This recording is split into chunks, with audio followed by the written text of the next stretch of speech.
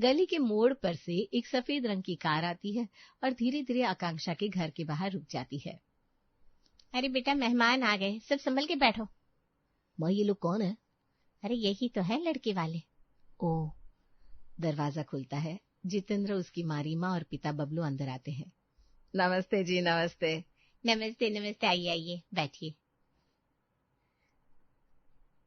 जितेंद्र के होंठ हल्के हल्के लाल थे।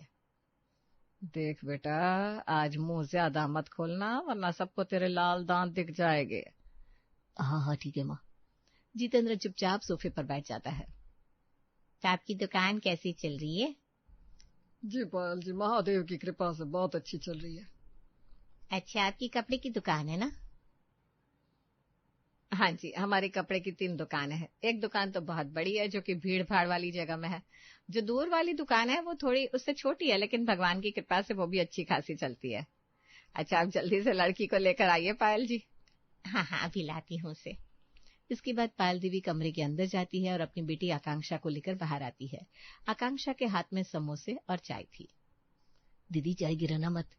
जितेंद्र बस मुस्कुरा देता है और आकांक्षा के हाथ से चाय लेकर चाय पीने लगता है। जितेंद्र आकांक्षा को देखकर शर्मा रहा था और थोड़ा हंसना भी चाहता था, लेकिन वह हंसते हुए अपना मुंह खोलना नहीं चाहता था। खैर, जैसे तैसे इन लोगों की 3 महीने बाद शादी हो जाती है और इनकी शादी के 10-11 दिन बाद जब आकांक्षा अपने मायके आती है।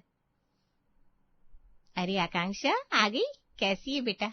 तेरे ससुराल में सब कुछ ठीक चल रहा है ना? माँ, मैं तो तंग आ गई हूँ। ये जितेंद्र दिन रात पान खाते रहते हैं। सुबह उठते ही, खाना खाने के बाद, बाजार जाते समय, हर वक्त।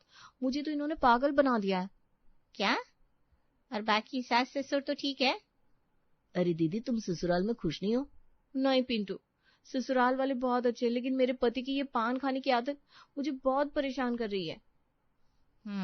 तो ये बात है। बेटा तू चिंता ना कर। अरे हर किसी के अंदर कुछ न कुछ कमियां तो होती है। अब हमारे दामाद जी के अंदर ये पान खाने की कमी निकल गई। तभी मैं कहूँ, उस दिन जब ये आए थे तो ये हंस क्यों नहीं रहे थे? माँ, लेकिन अब क्या करें? मैं तो इन्हें अपनी सहेलियों के सामने भी नहीं ले जा सकती। कहीं अगर इन्होंने मेरी सहेलियों के सामने अपने दांत दिखा दिए तो मेरी तो कोई वैल्यू नहीं रह जाएगी उन लोगों के सामने। माँ, आपने वो पूर्णिमा का हस्बैंड देखा ना? कितना सही है। अरे उसमें तो ऐसी कोई कमी ही नहीं है। और अगर उसे मेरे पति के बारे में पता चला ना, तो वो तो मुझे सुना सुना कर कहीं पागल ही कर देगी। अरे अब तू इतना मत सोच। अब तेरी उससे शादी हो गई है तो उसके अवगुण से ज्यादा गुणों पर ध्यान दे। थोड़ी देर बाद। दामाद जी, आइए आइए, खाना खा लीजिए। सासू माँ, अभी तो हम पान खा रहे हैं, खाना हम थोड़ी देर बाद खाएंगे। अरे जीजा जी, लेकिन पान से थोड़ी ना पेट भरता है। खाना खा लीजिए, दीदी और माँ ने मिलकर आपका फेवरेट खाना बनाया है। हमारा फोन आ रहा है, बहुत जरूरी काम है, अभी आता हूँ। इतना कहकर ये पान खाने वाला जमाई घर से निकल जाता है, एक पान की दुकान में पहुंचता है और वहां पर ढेर सारे पान पैक करवा लेता है और घर आता है। घर आने पर जब वो पान का स्वाद चखता है, ये कोई पान है क्या? बकवास पान है, कोई दम ही नहीं है इसमें तो। जितेंद्र बेटा, जरा पानी ले आओ। नहीं नहीं माँ जी, पान का ना स्वाद खराब हो गया। देखो माँ, यही होता है रोज। ससुराल में रहते हुए जितेंद्र ने और कारनामे दिखाने शुरू कर दिए थे। अगले दिन। अरे ये दीवार पर क्या लिखा है? लाल लाल धब्बे। अरे राम, ये किसने किया? और कौन करेगा? आपके दामाद जी। वो ना सासू माँ, गलती से हो गया। इनका नाम बदल दो, जितेंद्र से पानेंद्र रख दो। हाँ। जितेंद्र ऐसा कुछ कर रहा था और बेचारी पायल देवी अपने जवाई को कुछ बोल भी नहीं पा रही थी। खैर, शाम के समय सभी लोग प्लान बनाते हैं कि वो लोग रेस्टोरेंट में खाना खाने के लिए जाएंगे।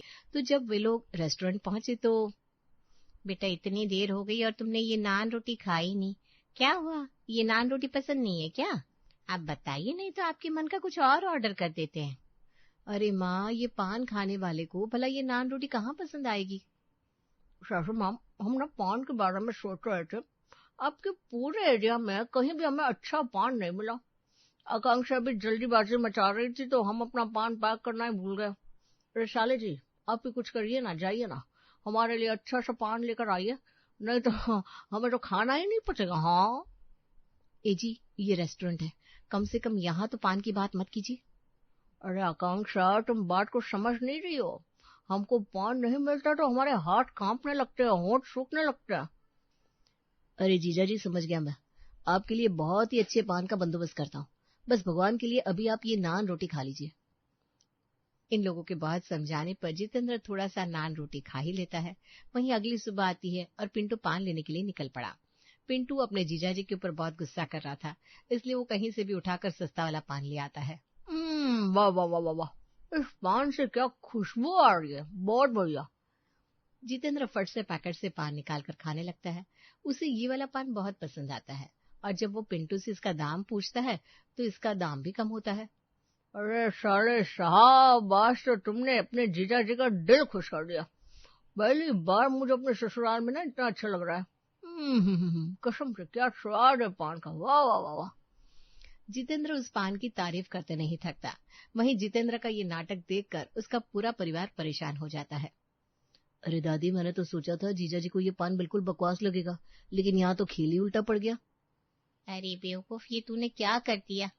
वही तो। अच्छा साले साहब, ये लो कुछ पैसे, जाओ जाकर अपने लिए अच्छे अच्छे कपड़े खरीद लो। तो अब जितेंद्र को पिंटू का खिलाया हुआ पान इतना पसंद आता है कि वो बार बार अपने ससुराल आने लगता है और वही पान का स्वाद चखने लगता है। अरे साले साहब, ये लो पैसे, जरा हमारे लिए पान लेकर आओ और बचे हुए पैसे तुम्हारे, जाओ मौज करो। पिंटू मजबूरी में पान ले आता है और जितेंद्र के हाथ में पकड़ा देता है। लो जीजा जी, खाओ। खैर कुछ दिन तक तो मामला बस जितेंद्र तक था, लेकिन फिर एक दिन वो अपने साथ 3 मेहमान और ले आया जो पान खाने में जितेंद्र से कम नहीं थे। माँ जी, इनसे मिलिए, यह है मेरे दोस्त अजय, विनोद और केशव। अरे आइए बेटा, बैठिए। नमस्कार पाल माँ जी। क्या बोला बेटा? मैं बोला नमस्कार पाल माँ जी। माँ जी ये कह रहा है नमस्कार माँ जी। अरे बेटा, पहले पान निगल ले फिर बोलना। जैसे जीजा है वैसे ही उनके दोस्त भी हैं। तो जितेंद्र इन तीनों के लिए भी ढेर सारे पान मंगवाता है और वो लोग पान खाने लगते हैं। पान, ओह वाह वाह वाह। अब घर का माहौल बदल चुका था। लिविंग रूम में चाय कॉफी की जगह पान की खुशबू आने लगी थी। तभी पायल देवी ये सारी बातें अपनी बेटी को कॉल करके बताने लगी। अरे ये लोग सुबह से शाम तक यहीं बैठकर पान खाते हैं, कभी दीवार खराब कर देते हैं, कभी गमले में पिक डाल देते हैं। क्या करूं बेटा, तेरे पति हैं, उनके दोस्त हैं, मना कर दूंगी तो बुरा लग जाएगा। पायल देवी कुछ नहीं कहती और जितेंद्र के दोस्तों का आना जाना और भी बढ़ जाता है। ये लोग कहीं भी थूक देते और साथ ही साथ खाने पीने की चीज को भी जमीन पर बिखरा देते, यानी कि इनकी वजह से घर में बहुत गंदगी फैल गई थी। इसी बीच लिविंग रूम में ताश की गड्डी खुली हुई है और चारों दोस्त पान खा रहे हैं। अरे अजय, काट काट काट। अरे काट दिया, मेरे पास ट्रम्प है, देख ले। अरे पत्तों से पहले पान दे, सूखा हो रहा है मुंह। जीजा 9 बजने वाले हैं, चलिए खाना खा लीजिए। अरे पिंटू, महफिल जमने दे पहले। ये सब नाटक देखकर पायल देवी का धैर्य टूट गया। तभी अगले ही दिन पायल देवी फोन उठाकर रीमा देवी को कॉल करती है। रीमा जी, मुझे जितेंद्र को लेकर कुछ बात करनी थी। हाँ बताइए, क्या बात है? वो दामाद जी बहुत पान खाते हैं, उनकी आदत दिन ब दिन और भी खराब होती जा रही है। मैं उन्हें समझाने की कोशिश करती हूँ लेकिन वो सुनते ही नहीं। और तो और आजकल कई दिनों से अपने बहुत सारे दोस्तों को हमारे घर ले आते हैं, चारों लोग बैठकर पान खाते हैं और पत्ते खेलते हैं। मैंने तो ये भी देखा कि पत्ते खेलने के चक्कर में उन्होंने काफी पैसे भी गंवा दिए हैं। रीमा जी, अब आप ही उन्हें अच्छे से समझाइए। अच्छा, अगर मेरा बेटा थोड़ी देर के लिए आपके घर आकर थोड़ा एंजॉय कर लेता है तो आपको दिक्कत हो रही है? अरे अगर हम लोगों से इतनी दिक्कत थी तो रिश्ता ही क्यों जोड़ा था? देखिए रीमा जी, आप मेरी बात को गलत तरीके से ले रही हैं। मेरा वो मतलब बिल्कुल नहीं था। मैं तो बस कह रही थी आप उन्हें थोड़ा समझाइए, वरना वो अपने ही स्वास्थ्य को नुकसान पहुंचा रहे हैं और पैसों की बर्बादी कर रहे हैं। अरे अरे पायल जी, हमने काफी देर से आपकी सुन ली, अब आप हमारी सुन लीजिए। वैसे तो आपकी बेटी भी अपने ससुराल को ठीक से संभाल नहीं पा रही है। काम भी देर से करती है, सुबह का नाश्ता 12 बजे बनता है, खाना 3 बजे। हम तो इस आदत से बहुत परेशान है। लेकिन क्या कभी हमने आपको फोन करके कहा कि आपकी बेटी यहाँ ऐसी वैसी हरकतें कर रही है? नहीं ना? तो फिर आपको मेरे बेटे से इतनी परेशानी क्यों है? देखिए पायल जी, जितेंद्र मेरा इकलौता बेटा है, उसे मैंने बहुत प्यार से पाला है। उसकी खुशी में कभी कोई कमी नहीं रखी हमने, इसलिए वो थोड़ा ऐसा हो गया है। अगर उसकी एक छोटी सी गलत आदत है भी तो क्या हो गया, कम से कम आपकी बेटी को हमारे घर में सुखी तो रख रहा है ना। लोग सही कहते हैं, चाहे कितना भी अच्छा बन जाओ, लोगों को कोई ना कोई कमी मिल ही जाती है। रीमा जी, हम आपके बेटे की भलाई के लिए कह रहे हैं, आप इतना बुरा क्यों मान रही हैं? और ऊपर से मेरे बेटे की कमियां निकाल रही हैं। हाँ, तो मैं उसकी सास हूँ, उसकी कमियों पर उंगली उठाने का मुझे पूरा हक है। जैसे आप मेरे बेटे को भला बुरा कह रही हैं, वैसे ही सोचिए हमें कितना बुरा लग रहा होगा। रीमा जी, आप अपना बात को गलत दिशा में ले जा रही हैं। अरे आप बस कीजिए, मुझे और नहीं सुनना। अगर अच्छे से बात करनी हो तभी फोन करना, वरना इसकी कोई जरूरत नहीं है। और अगर इतनी ही दिक्कत है ना, तो अपने बेटे को यहाँ से ले जाइए। रीमा देवी ने तो उल्टा पायल देवी को ही खरी खोटी सुना दी और फोन भी काट दिया। उनका बर्ताव देखकर पायल देवी को बहुत बुरा लगा। उनकी आंखों से आंसू निकल आए। वहीं पिंटू पास में ही खड़ा ये सब देख रहा था। उसका मन तो कर रहा था कि जाकर अपने जीजा को सबक सिखा दे, लेकिन उसकी माँ ने उसे रोक लिया। थोड़ी देर बाद आकांक्षा का फोन आया। पायल देवी ने उसे सारी बात बताई। आकांक्षा भी ये सुनकर गुस्से से भर उठी। माँ, आपने तो सिर्फ उनकी भलाई के लिए बोला और वो उल्टा आपको ही सुनाने लगी। अरे बेटा, कुछ लोग ना कभी मानते ही नहीं और ऊपर से बात पलटकर हम ही गलत साबित कर देते। बस माँ, बहुत हो गया। जीजा जी को और उनके घर वालों को सबक सिखाने का समय आ गया है। बिल्कुल, हम भी वही करेंगे जो जितेंद्र ने हमारे घर में किया था। देखना कैसे उनकी समझ में आ जाएगा कि किसी के घर में गंदगी फैलाना कैसा लगता है। मैं आती हूँ थोड़ी देर में घर। आकांक्षा अपनी माँ के घर पहुंच जाती है और पिंटू से ढेर सारा पान मंगवा कर रख लेती है। अब अगले ही दिन दोनों जितेंद्र के घर जाने के लिए तैयार हो गए, लेकिन इस बार खाली हाथ नहीं, बल्कि अपने मुंह में खूब सारा बेसरा पान भरकर। वो लोग जैसे ही जितेंद्र के घर पहुंचे, दरवाजा रीमा देवी ने खोला। अरे पिंटू, आकांक्षा। आंटी जी प्रणाम। हाँ प्रणाम। दोनों अंदर आए और सीधे ड्राइंग रूम में जाकर बैठ गए। पान का स्वाद लेते लेते आकांक्षा ने जानबूझकर सोफे के कोने में थूक दिया। पिंटू ने बिस्तर के पास वाली दीवार पर लाल निशान बना दिया।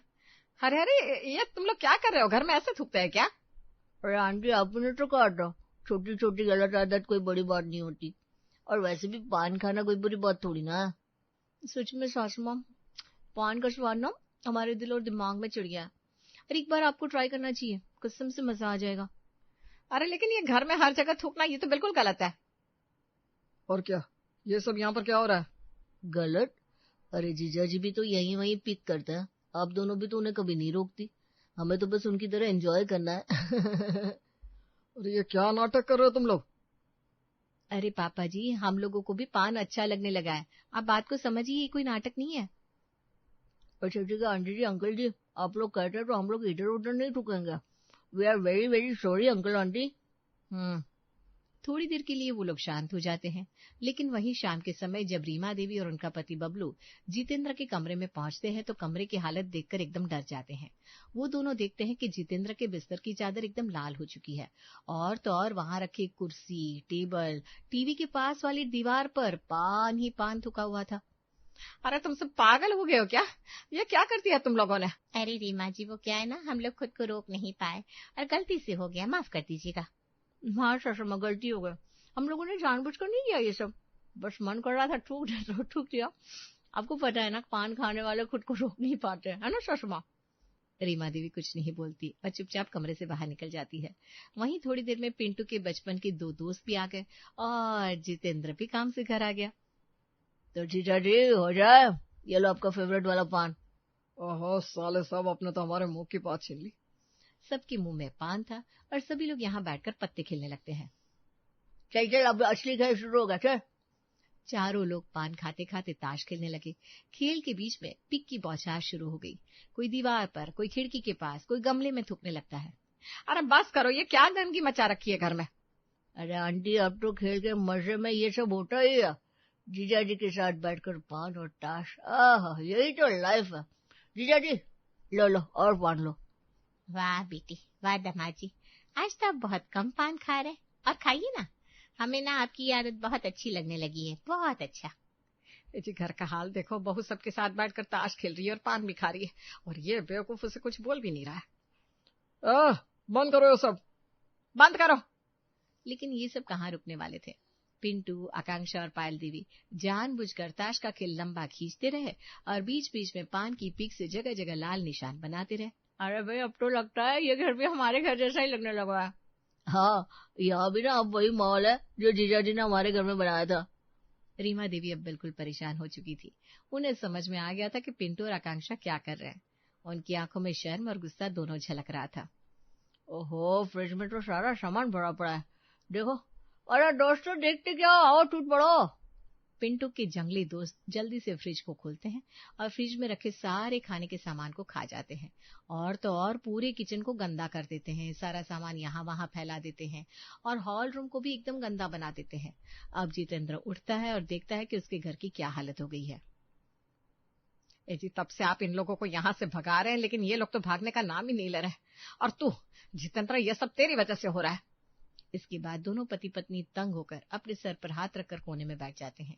ये देखकर पायल देवी पिंटू और आकांक्षा को बिल्कुल अच्छा नहीं लगता और इन दोनों के पास आते हैं। तब आकांक्षा की माँ आकांक्षा के साथ रीमा देवी की लाइन को रिपीट करती है। क्यों रीमा जी, आप ही ने तो कहा था हर इंसान में कोई ना कोई कमी तो होती है और उसे हमें नजरअंदाज कर देना चाहिए।